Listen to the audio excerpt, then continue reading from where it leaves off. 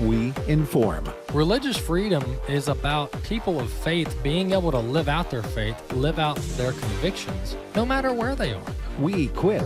Sacred honor is the courage to speak truth, to live out your free speech. We also rejoice in our sufferings because we know that suffering produces perseverance, perseverance, character, and character, hope. This is At the Core on American Family Radio. Welcome to The Core here on American Family Radio. I'm Walker Wildmon. Glad to have you with us on this edition of the program. This is American Family Radio, and the show is hosted each week by myself and Rick Green. We're your host here on At the Core, and it's good to be with you on today's edition. As a reminder, you can subscribe to the podcast wherever you listen to podcasts. Just make sure you type in the show name in your podcast library or in your podcast store. Click the subscribe or the follow button, and the latest episode each afternoon will be ready to go, queued up in your library for your enjoyment, your listening, your benefit. At least that's our hope here on American Family Radio. AFR.net is our website, and we have the AFR app for free available in your app store. Just go into your app store, type in AFR or American Family Radio, and find the app there. Well, we have a few trips coming up in the next 6 to 9 months that I wanted to highlight, 6 to 10 months really. The Boston trip for 2026 for this year is the only trip left in which we have seats for this year. So we're going to be going to Boston with historian Stephen McDowell and Tim Barton. We're going to be doing this in late September of this year and touring the Freedom Trail, Lexington Concord, Plymouth Rock, a lot of different places. We'll go to the home of John Adams, walk as I mentioned, the Freedom Trail. So there's a lot we're going to do in the Boston area, exploring America's spiritual heritage and God's fingerprint on America and her early founding. Obviously, this is the 250th anniversary of America, so it's going to be quite a special trip in September. So if you want to join us, go over to tours.afa.net, tours.afa.net to check out that trip to Boston. Also, while you're there, you'll see our Italy and Greece trips coming up in early 2027. We're going to Italy and Greece. We're taking a break from Israel for obvious reasons. This past year has been really technically this year was our third time in the last 5 to 6 years to have our trip to Israel postponed due to COVID and the war. So with that being stated, we're going to take 1 year off in 27, and we are going to go to Italy. My parents are going to take a group to Italy, and my brother and I will be back in Greece for the second time doing the Footsteps of Paul. So those trips are on the website as well. That's going to take place in March of 2027. So we look forward to seeing some of you on those trips. Lastly, coming up this fall in October, we're going to be back at the Ark Encounter. We're going to be back at the Ark Encounter, the Creation Museum. You can go over to afa.net/events, afa.net/events to check out our trip to the Ark Encounter and the Creation Museum taking place on October 29th and 30th. That one for sure is over halfway full for the trip to the Ark Encounter and the Creation Museum. So you're going to want to check that out right now over at afa.net/events. Well, jumping into some of the topics I want to get to on today's program, and then we're going to have a guest with us in the last segment to highlight what's going on in the state of Alabama with their elections and their primaries, etc., and their congressional delegation. The projections on the effects of redistricting and the census and different maps and legislative redrawing of the district maps, this has the potential, according to folks who look into this and according to the data, the Supreme Court ruling in recent weeks and within the last month or two basically stated that you can't draw congressional district maps based on ethnicity, based on demographics, and specifically skin color. And so looking back, though, in modern history, we have for decades drawn congressional districts based on minority demographics. And specifically, Democrats were carving up minority districts with a large portion of minority voters, whether it be African Americans or otherwise. And they were drawing these congressional districts with that in mind. I mean, that was, according to a lot of these testimonies during the court filings through litigation, there were multiple instances, even in Louisiana, where the folks who drew up the congressional maps admitted that they did it solely based on black voters and ensuring that black voters got to pick who their representative was, regardless of anything else. And so when you look at it objectively and impartially and almost take this colorblind, ethnic blind approach,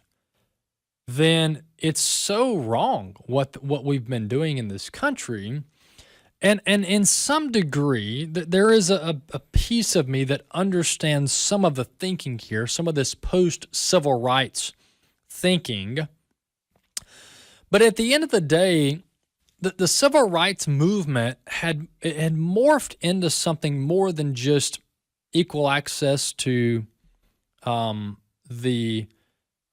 for example, equal access to public accommodations, to schools, etc., and desegregation, if you will. It morphed from that into this really, the affirmative action is Exhibit A.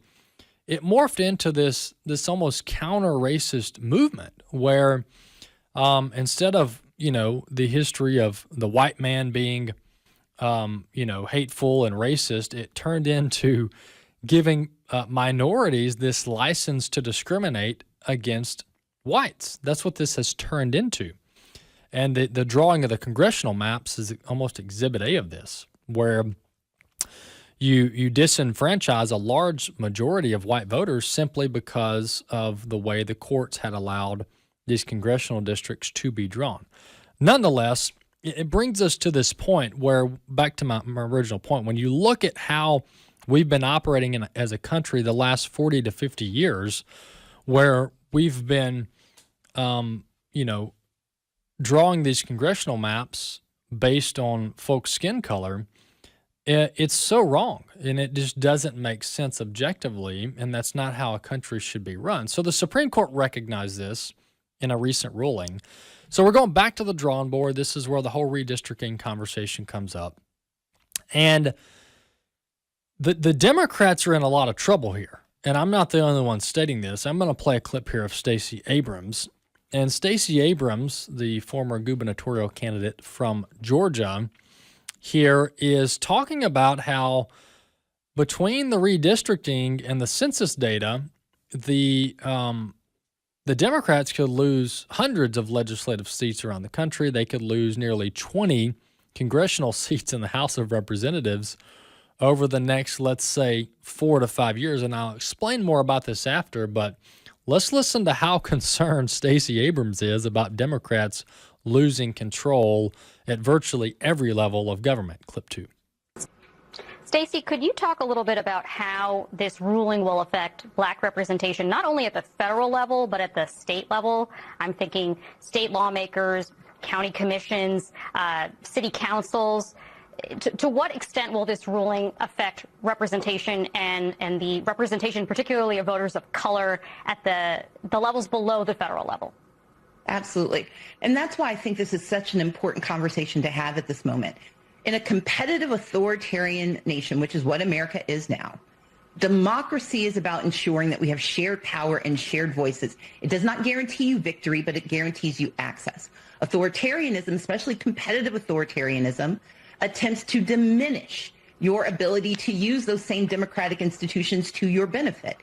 With these new maps, we know that analysis by Fair Fight and Black Voters Matter show that we could lose 19 to 20 congressional seats, but we could lose up to 191 state legislative seats. And in the South, those state legislators draw city council districts, county commission districts, school board districts, and they draw state legislative lines. And so if you want to know if your child is going to have fair and equitable access to education, that will be diminished if your families can't participate in elections and elect leaders who value your education. If you want health care in the South, it's the state legislature that decides whether you have access.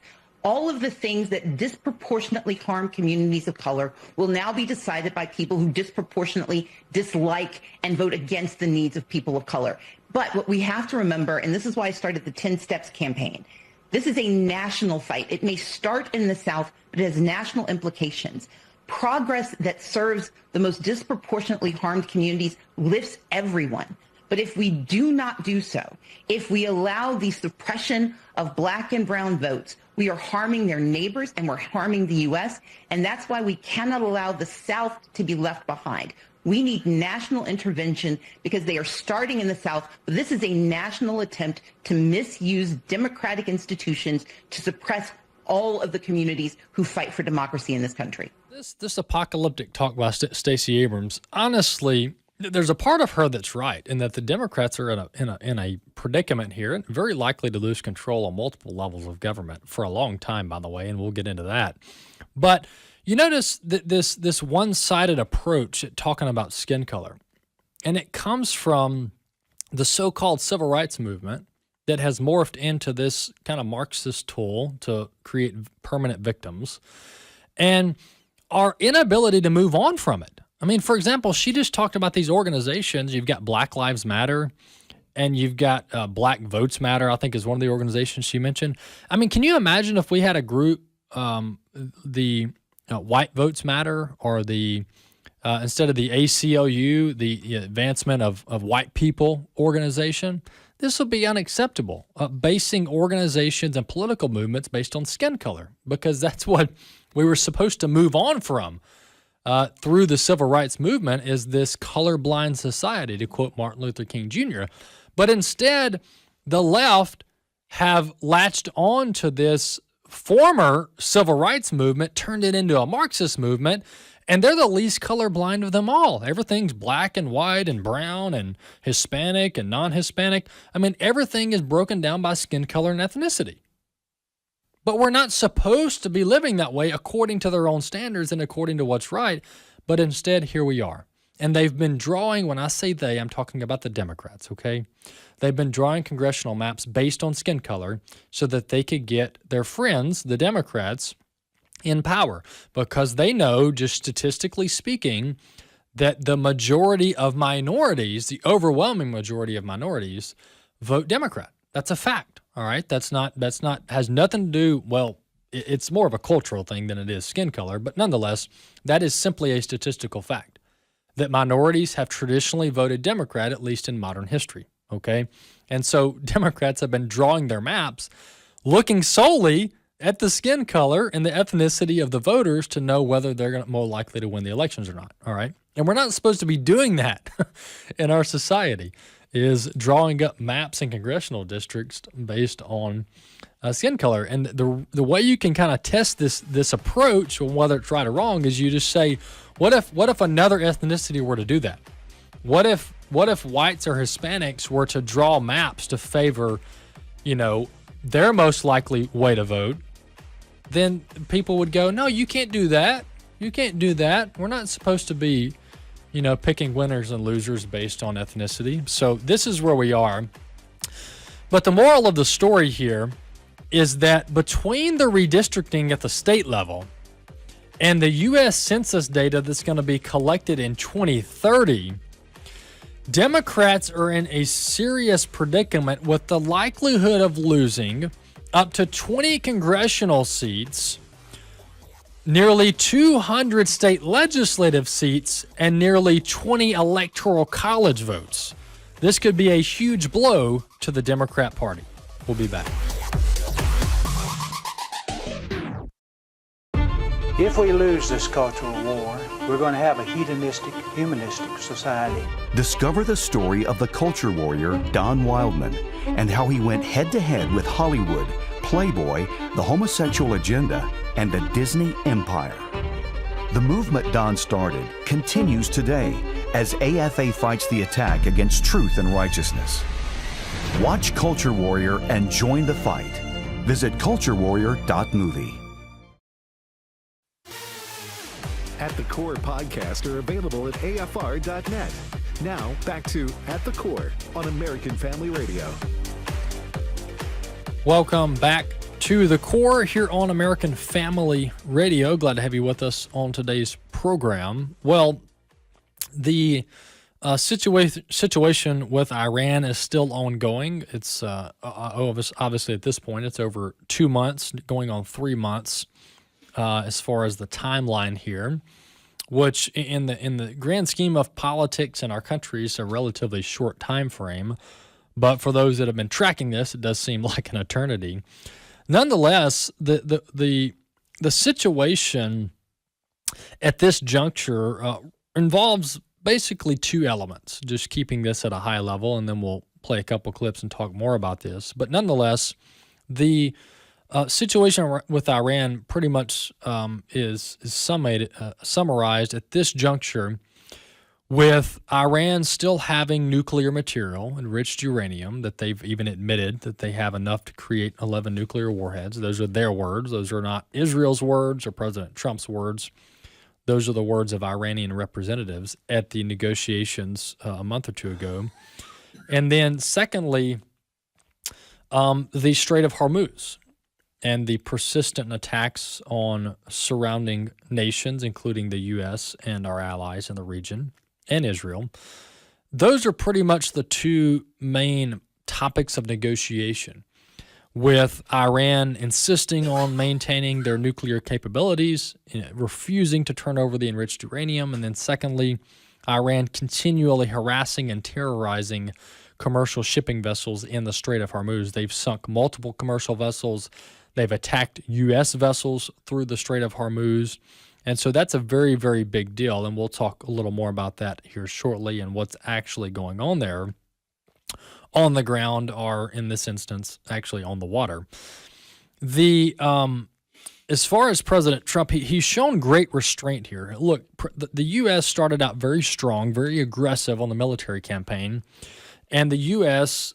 Did do serious damage to Iran's military capabilities. There is no arguing the success of America's operation against Iran. Look, there's critics on both sides. There's, people playing politics with this. There's people, the White House, the president says that, we obliterated Iran's military, which maybe, a lot of this is subjective as far as the words used to describe, but I would say it's been successful. And considering what the projections were going into this, there was a lot of very apocalyptic projections, both economic and casualty-wise, that suggested if the U.S. got into a conflict with Iran, it was going to be just cataclysmic. It was going to be historic. It was going to be terrible. It was going to be apocalyptic. And so, but the reality is none of that has come to pass. And a lot of the folks that tried to predict how this would play out were just flat out wrong. They overstated things. Now, I don't know whether they overstated it in honesty or whether they were just playing, political theater trying to get clicks. But nonetheless, the military operation has severely degraded Iranians' ability to launch ballistic missiles, to launch drones, etc. Their navy is virtually non-existent anymore, and we'll talk about that a little bit. But nonetheless, President Trump continues to show great restraint on one hand, but he also continues to project narratives and negotiation, a negotiation premise or facts that are really questionable as to whether there's actually a negotiation going on or not. Because if you keep track of this, for the last 4 to 6 weeks, President Trump has said that Iran wants to make a deal. They're desperate to make a deal. We're close to making a deal. It could be tomorrow. It could be next week. but then the weeks and the days go by and nothing happens. And so some of this is probably narrative control and projecting to be in control of a situation. But here's another example. Just recently, in the last few weeks, President Trump talked about how he's halting aggressive strikes that were planned against Iran because Arab nations in the region requested the White House hold off on these strikes. Clip 3. The clock is still ticking. President Trump giving Iran a few extra days to reach a deal. The president said in a post on Truth Social overnight he had planned to launch an attack against Iran today, but held off at the request of Gulf leaders. He said in part on Truth Social, I've instructed Secretary of War Pete Hegseth, the chairman of the Joint Chiefs of Staff General Daniel Kaine, and the United States military that we will not be doing the scheduled attack of Iran tomorrow, but have further instructed them to be prepared to go forward with a full, large-scale assault of Iran on a moment's notice in the event that an acceptable deal is not reached. The timeline here remains the biggest question. The Israeli military remains on high alert, and the U.S. military buildup across the region is growing each day. President Trump indicated this is a temporary pause to see if an agreement can be reached. I was asked by Saudi Arabia, Qatar, UAE, and some others if we could put it off for 2 or 3 days, a short period of time, because they think that they are getting very close to making a deal. And if we can do that where there's no nuclear weapon going into the hands of Iran, I think, and if they're satisfied, we will be probably satisfied also. The Iranians released a few statements overnight with the country's president, Masoud Pezeshkian, saying dialogue does not mean surrender, and a senior Iranian official, Mohsen Rezai, attacking President Trump on X, saying he sets a deadline for a military attack and then cancels it himself, with the false hope that he will surrender the Iranian nation and officials. The iron fist of the powerful armed forces and the great nation of Iran will force them to retreat and surrender. Still a lot of tough talk from Gulf countries, and we have a situation now where the region is still waiting to see if the war will resume in the days ahead. Guys? Wow, a lot hanging in the Middle East. Well, there you have it. That's a Fox report from Trey Yingst covering where we are in recent weeks on this situation. Here's my honest assessment, just as an outsider looking in. I don't think there's going to be a deal with Iran. I just don't. I mean, we're 2 months into this. Look, Iran is hurting now.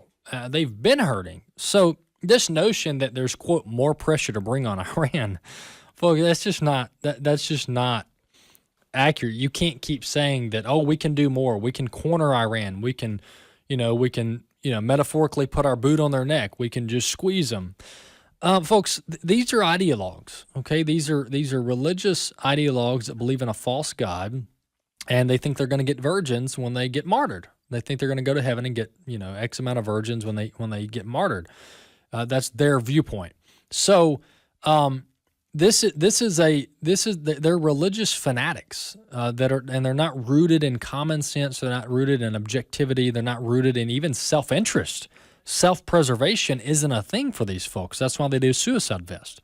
So this notion that Iran is a rational actor and you can pressure them to the table, folks, is fairy tale land.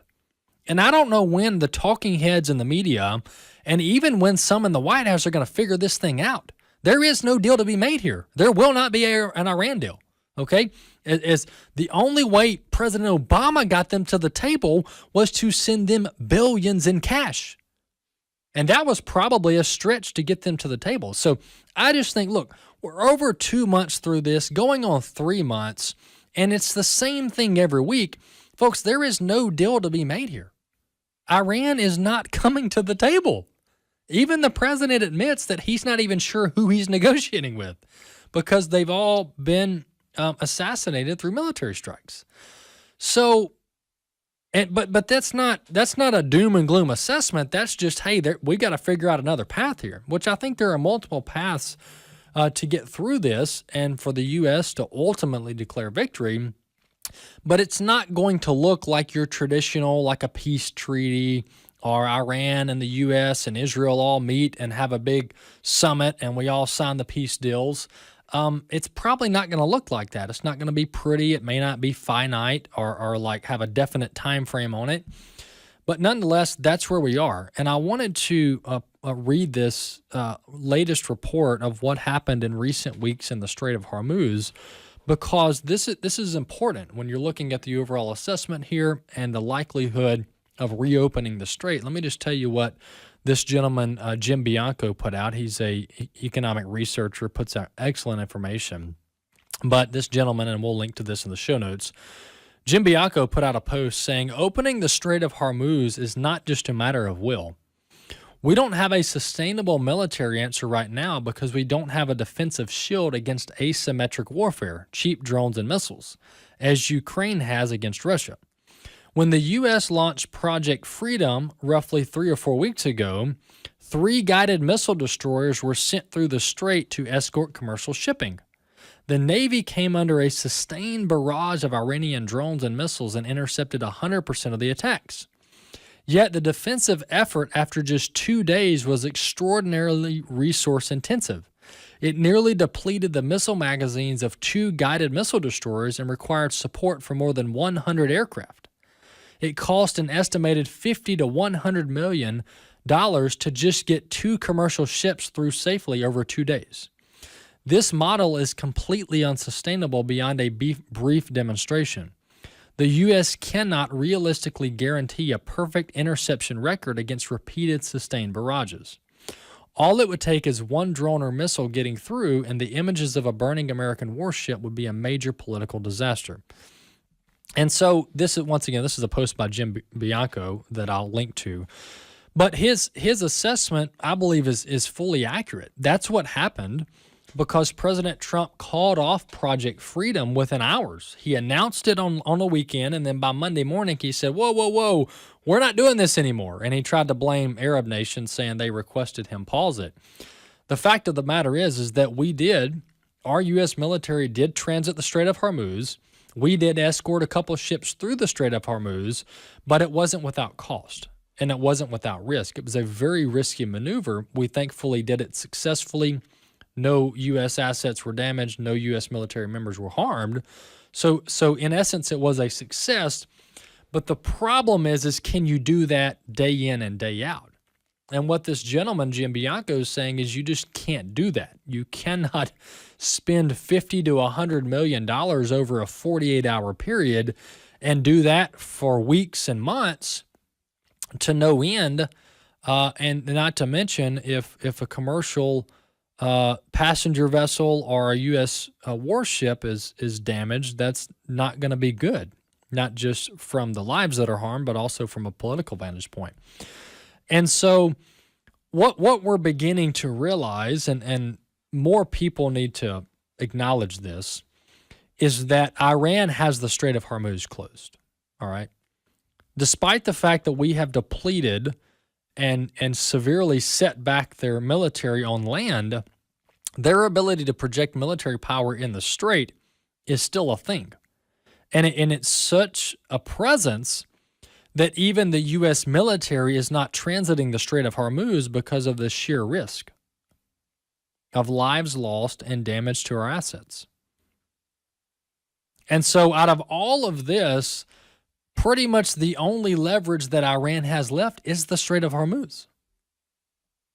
And if you would have asked me 3 to 6 months ago, do you think Iran can keep the Strait of Hormuz closed? I would have said, no, there's no way. There's no way they have the military power to keep international waters closed. But folks, they do. They do. And I'm not saying I like it, and I'm not rooting against the U.S. or rooting for Iran under any circumstance. I'm just telling you there's a lot of this stuff that is not being talked about widespread in the media. And you're just not seeing people talk about the fact that Iran is dominating the Strait of Hormuz. They are in full control of any vessel that transits international waters between the Arab nations to the west and the Iranian shorelines. And so that leaves us in a place where we're either going to have to forcefully disable all of Iranians' military assets that are currently posing a threat, or we're going to have to give up something in negotiations that causes Iran to cut a deal. I want you to listen to this clip 4. This is Peter Navarro, the trade, basically chief trade negotiator and economist at the White House, claiming that the U.S. controls the Strait of Hormuz. This is clip 4. Deal now. Right. Look at what we've done too, Rob. Venezuela, Chinese are out of there. Cuba, out of there. That's the Don Road Doctrine. And the United States military right now controls the Strait of Hormuz, which means it controls the supply of oil, not just to China, but to the entire East, okay? The Far East, as they used to call it. So you're making there's some big progress. That's Peter Navarro. Here's what I want to point out. Look, and I'm not trying to be, unnecessarily provocative or, criticize the U.S. Like some are incessantly. I'm just trying to bring the most realistic and honest assessment to the conversation that I don't think is getting near enough coverage, okay? There, Peter Navarro claims that the U.S. controls the Strait of Hormuz, fully controls it. Folks, that's not true. That is factually not true. Now, what he would say is, well, we're keeping vessels from porting in Iran. We're controlling any vessel that goes in or out of Iranian ports, and we're blocking them. Well, okay, that is true. We are doing that, and we're doing it very well, and we have been for weeks now. A vessel has not docked or departed Iranian shores in weeks, and then that is a fact. But this notion that the U.S. is controlling the Strait of Hormuz is just not true. It's factually not true, and it's so not true that our own military vessels are not even going in the strait because of fear of being shot. So that's where we are today, and I just think we've got to be more honest about this outlook. A lot of the economists, a lot of the folks on the more optimistic side say that, the strait will be reopened in weeks or whatever. And I don't know whether it will or whether it won't, but I'm just telling you, looking at the past 60 days, this is not looking like a brief endeavor. This is not looking like an excursion. This is looking more like a 6 to 12 month conflict that optimistically and hopefully the U.S. comes out on the winning side of this entire conversation. We'll be back in a few. I vote for family. I vote for legal immigration. I vote for religious freedom. I vote for law and order. I vote for our children's future. I vote for peace through strength. I vote for life. I vote using iVoterGuide.com.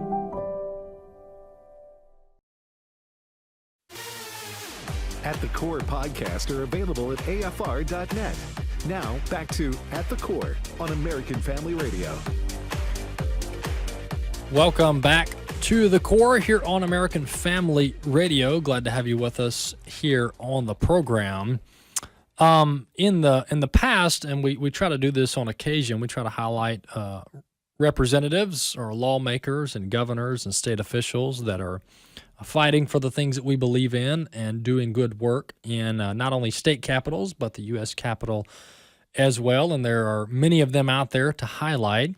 And so I wanted to bring on a friend of the ministry that has been recently to our headquarters and visited with our team. He was on Today's Issues and talked to U.S. Congressman Barry Moore, representing the state of Alabama, currently representing District 1 in Alabama, but also running for the U.S. Senate seat there. Congressman Moore, welcome to the program. Good morning, Walker. Great to be on with you. Well, Representative Moore, before we get into this U.S. Senate race that you're currently competing in, I want to give our audience a little bit of backgrounder about your time in Congress and some of the things that you've done during your time there in the U.S. House of Representatives. Yeah, so I got elected in 2020, went to Congress about a little over 5 years ago now, and joined the House Freedom Caucus. And, I have a really conservative district along the southern part of the state of Alabama. And, we've got I think a really, really solid record as a conservative, Christian conservative and pro-life, pro-family kind of issues. And so I actually cut my teeth on your granddad's show. Used to listen to him, and then it'd go to Rush Limbaugh. And I was fresh out of college, so I'd listen to that. the two of those helped strongly form my political and spiritual beliefs. And so it was kind of a neat thing. Now I see myself, I'm actually a garbage man in real life. So the transition from garbage to politics is pretty easy to make, I tell everybody. But been in DC 5 years, and it's been a blessing. I was early with the president. I was the first elected official in the nation to endorse him. And August 21st, 2015 in Lad People Stadium, he came to Mobile.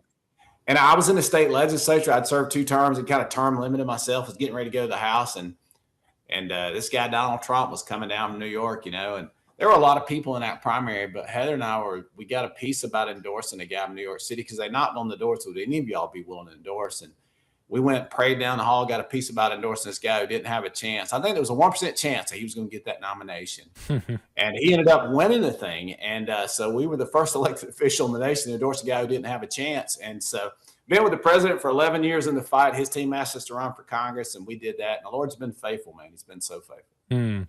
Yeah, that loyalty, obviously President Trump values loyalty and relationships. And anyone who came out and kind of stuck their neck out in 2015, those relationships and that loyalty has definitely paid off. And there's other instances of that, not just with your example there. But that's a long time. And you've been fighting, obviously, in Congress for the last 5 or 6 years. The U.S. Senate seat in Alabama, correct me if I'm wrong, but current U.S. Senator Tommy Tuberville is running for governor. That opens the door up for a seat there, for an election there for the U.S. Senate. First off, how is the election? Is the Tommy Tuberville gubernatorial election pretty much in the basket? And then tell us about your run for U.S. Senate and what the outlook is there. Yeah, I think Coach is in a good spot. He and I went to D.C. at the same time, and my Liberty score is 1 point higher than his. He's very competitive, so I pick on him all the time. But we're the 2 top guys in Washington, D.C. that are fighting from Alabama to protect your liberty. If you look at just our Liberty score, and I talk about it all the time, man. I'm like, if you're out in public and you commit a crime, we take your liberty. That's how we actually punish you. But it blows my mind. We actually elect people who voluntarily give our liberty away every day. And so when Coach decided to run for governor, I got a lot of calls. A lot of my conservative friends were like, man, and I didn't really want to do it. I'll be honest with you. I tried to pray. I tried to talk the Lord out of it. But he told me not that this was my calling, not this was my ministry, but it was my assignment. And so we've been in this thing, and it's going well. The president has endorsed us. We've been leading in the polls. He endorsed in January. And so he's doing calls around the state for me, videos. And so got a lot of key endorsements, Turning Point, obviously, and J.D. Vance, Tim Burchett, Jim Jordan, all those guys that know me and see me. And I've been in the heat a lot over the 5 years, even a little longer than that. And so for those guys to see us and come out and stand with us, it means a lot. And loyalty matters in this world. It's hard to find it in Washington, D.C. So to your point, the president appreciates it. Yeah. Well, I'll just say from my perspective, and you and I have met in person on one occasion, but we've talked on multiple, and I've talked with your team as well. This, some people have the ability to kind of judge someone, but kind of on the book cover, so to speak, which is counter to what we're told we're supposed to do. Don't judge a book by its cover. But when I met you and your wife and heard a little bit about your story and your business background and the fact that your son and your family are helping with the family business, it was just encouraging to hear. And you're a true fighter. Your record shows it. You're not, quote, new to this fight. And so I do value that, and I'm very impressed with your work. Senator, I was going to say Senator Moore. Maybe I will be saying that at some point after November. But Congressman Moore, the U.S. Senate just seems to be in a logjam. And so the more people we can send there like yourself, the more we can hopefully build kind of a coalition of conservative Republican senators that will hopefully get some stuff done. So talk a little bit about that and just the need for the Republicans in the Senate to get more done legislatively so we can codify some of the stuff that President Trump's doing. Yeah, to that point, I think when I went to D.C., joining the House Freedom Caucus in the congressional side was kind of my friends, and they There are armor bearers. And look, we don't all agree in that room all the time, but I can tell you when I leave, that's about the only place I feel like I don't need a shower when I leave a room in D.C. because we're in there, we're patriots, we're in the fight. And so you have to surround yourself in the Senate. And I think it's important that the people understand that if we go into Republican primaries and we elect true conservatives, they can pull the entire delegation to conservative ideas. In other words, we can hold and pull and negotiate. We've done that very successfully as House Freedom Caucuses. There are only 40 of us out of 435, but we've been able to move that needle to the right, more akin to what we really think the Constitution and the people of the country appreciate. And so you have to do the same thing. And look, I'm one of the guys that thinks we need to nuke the filibuster. I'll just be honest with you. I don't. Cinnamon and Manchin were the only two Democrats that held that up, and they're both gone. And so Democrats, if they get, my concern is if they get the Senate, they will nuke it. They will turn D.C. to a state. They'll have 2 more votes there. They'll stack the Supreme Court. And so we need to get this America First agenda across the finish line. We need to really push to nuke the filibuster because it makes sense that we have U.S. citizens with IDs voting in U.S. elections. That's just common sense. And it polls them. If you look at it, even the Democrats are like 76% of the Democrats think that we need, and yet we can't get a single Democrat to help us get it across the finish line. Maybe Fetterman might jump ship. I don't know. But for the most part, we don't have any help. And so the filibuster, that 60-vote thing just doesn't work for us. No, it doesn't. And to your point, I mean, a prime example recently is when the Democrats kept the Department of Homeland Security shut down for like 3 months, 2 or 3 months. Partially shut down. You got TSA not getting paid. All of this during some peak travel seasons, and we've got the Iran situation going on, so the threat level is elevated at our airports, and the Democrats kept it shut down all over immigration and customs enforcement, which was already paid, so it wasn't like they could even affect that. They're paid through the next couple years. But the Democrats, basically my point is, the Democrats kept a critical agency of the government, the Department of Homeland Security, partially shut down for over 2 months because they basically were trying to extort President Trump to give them all these wish list items. And so it's become the 60-vote thing, which is not, and you know this, I'm not teaching you anything, but for our audience, the 60-vote so-called filibuster in practice is not really even a filibuster because they don't actually talk. It's more of just a rule that they use to block stuff. But nonetheless, it's actually created a lot of dysfunction. They say it creates consensus and bipartisanship, but in reality, it's created a lot of dysfunction and inconsistent government funding. And so I'm with you. It's got to be done away with, and Republicans just got to lead because I'm with you. 100% Democrats are going to get rid of it. They're going to get rid of it when they're in charge. They tried under President Biden and were 2 votes away from getting rid of the filibuster. And Kamala Harris, the former vice president, was on a podcast recently talking about how they want to pack the court. They want to get rid of the filibuster. I mean, she was going through their wish list of stuff that she says they're going to do if they get control. We've been talking to U.S. Congressman Barry Moore, representing currently Alabama District 1, but he's also running for the U.S. Senate seat there in Alabama. Representative Moore, last word on some of the things that you're looking forward to doing in Washington and fighting for the people of Alabama. Yeah, so I think it's important that we just, we got to codify what the president's trying to do. He has done a fine job on executive orders, but like I know, at the end of the day, if a Democrat president comes in with a pen and a phone, he can undo so much of that. And so it's vitally important. I think we need to nuke the filibuster, get the Save America Act across the finish line. And we've done a fine job in the House of getting the 12 approach. But it's like you said, they used that as leverage, the CBP, just to shut down, TSA so they could just make it hard on the American citizens. So, I think it's important that not only we get the nuke filibuster to finish that America First agenda, but we codify the president's executive orders so the next president, if he's a leftist, he can't come in and undo what President Trump and the American people want to be done in this country. Absolutely. Couldn't agree more, and we need more people like you and the other senators. There's a good handful of Republican senators that are doing the right thing and trying to fight to get some of this stuff codified. So we just need to keep adding to the fold, if you will, to increase the numbers there in Washington, D.C. Congressman Barry Moore, thanks for coming on, and best of luck in your U.S. Senate race. Thank you, my friend. God bless. Absolutely. That's current U.S. Congressman Barry Moore in Alabama, running for the U.S. Senate seat there to replace current U.S. Senator Tommy Tuberville, who's running for the governor's seat there in Alabama. So Alabama's just got a lot of good fighters, both at the state level and the federal level as well. And, the U.S. Senate has actually been trending more and more conservative, at least the Republican caucus, because when you look at where we were with Mitch McConnell as the majority leader back even during the first Trump administration, there weren't near as many,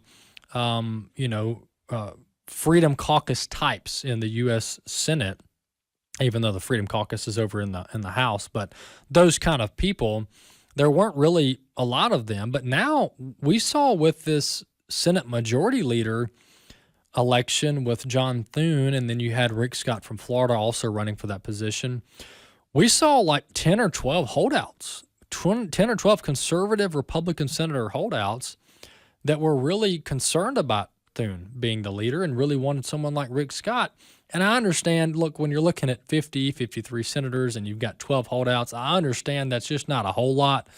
It's definitely not 50%. But looking where we've come from, that's a big deal. And if we continue 1, 2, 3 at a time, getting solid conservative U.S. senators elected from around the country, folks, over time, you could get to 20, 30, 35 solid conservative senators, Republican senators in the U.S. Senate. And there's a lot of leverage there. The more you add to their number ideologically, the more power they can exert, the more negotiating power that they have with leadership and with the White House and others. So one election at a time, surely but slowly, will continue to improve the outlook of those in the U.S. Senate. Folks, this election is going to be a big deal coming up in November. It's going to be a big deal for multiple reasons, but I just want to kind of litigate, if you will, the reasons why November is important. First off, at a bare minimum, we know that the Democrats, if they get control of the U.S. House of Representatives, which is the most hotly contested chamber right now, we know, based on what the Democrats have said themselves, that they want to impeach President Trump yet again. And I know you and I hear that and we're like, really? Like, what are you going to impeach him for? The fact of the matter is it doesn't matter to them. All right. They're not looking for just cause, or they're not looking for, a viable impeachment provision or alleged crime. What they're looking for is sheer political retribution and sheer punishment of President Trump, just like they did with Nancy Pelosi in charge. And Hakeem Jeffries is cut from the same cloth. He'll do the exact same thing. And so one thing that you're doing, if you keep the Democrats from taking the House of Representatives, one thing that you're doing is you're preventing said impeachment that surely will take place. You're preventing that from happening and preventing the president and the White House from having to go through that entire saga and months of wasted time and wasted money, millions of dollars in resources, with the executive branch and the legislative branch going through that entire impeachment saga. And it eats away at the calendar, at the legislative calendar, and the ability for the legislature to actually get good stuff done. Secondly, the Democrats, look, if they take over the House, they're going to use their votes to block a lot of the spending President Trump and Republicans want to do. They'll also try through negotiation and legislative and financial extortion to prevent President Trump from even funding basic elements of the government. And so, look, the Democrats are so partisan, they're so divisive, that you give them an ounce of power, folks, they will destroy so much. They will wreak so much havoc, so much chaos. And we see what they're doing now, and they're in the minority. So you can just imagine what will happen if they're in the majority. That's what's at stake this November and much more.